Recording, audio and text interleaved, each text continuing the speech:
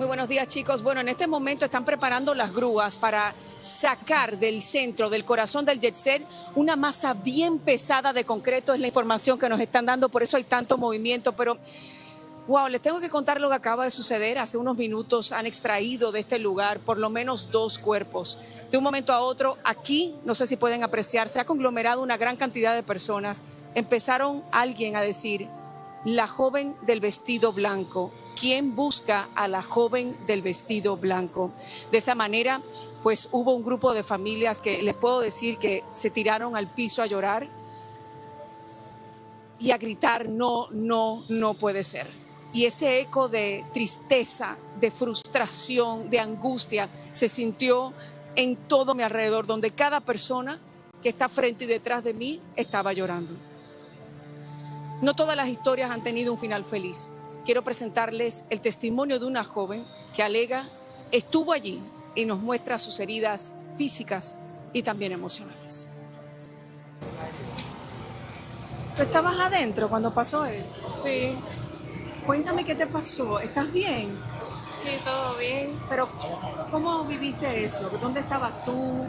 Primero se cayó algo y había unas goteras y luego un estruendo fuerte y ahí se desplomó todo el techo. Un estruendo. ¿Y con quién estabas tú en ese momento? Con unos amigos, ¿Con unos? con unos amigos. ¿Y qué pasó con ellos? Salieron bien, ¿Qué tú sentiste en ese momento? inexplicable. ¿Pensaste que iba a ser? Sí, vi mucha gente muerta, pidiendo ayuda y demás. ¿Por qué estás aquí ahora? Vinimos a anotarnos para que la familia sepa que estamos bien y eso. ¿Y qué te pasó? ¿Fue el cuello? Sí, un trauma en el tórax, el cuello, la espalda y las piernas.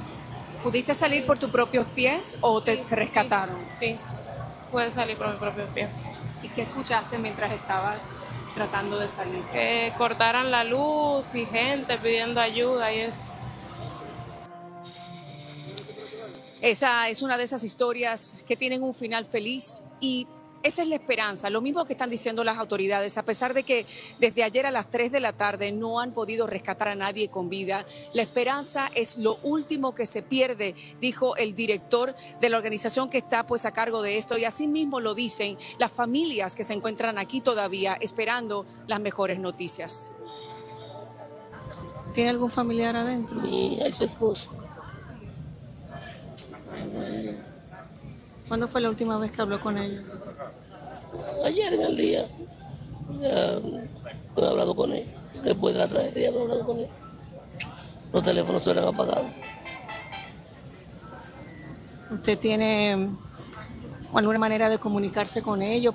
¿Cómo sabe usted qué ha pasado? Si está ella en un hospital o... Nosotros nos vimos todos los hospitales y nos encontramos, todos los hospitales, todos. ¿Usted cree En hospital no está. Ella está allá adentro todavía. ¿En qué estado? No sé. ¿Y qué le dicen las autoridades? Están trabajando. Están trabajando y más nada. Lo siento mucho. No, Ojalá que haya un buen resultado. Ay, la mire, esposa, la hija y un amigo. ellos 3. Usted tiene fe, me imagino, ¿no? Mucha. Y van a salir vivos de ahí.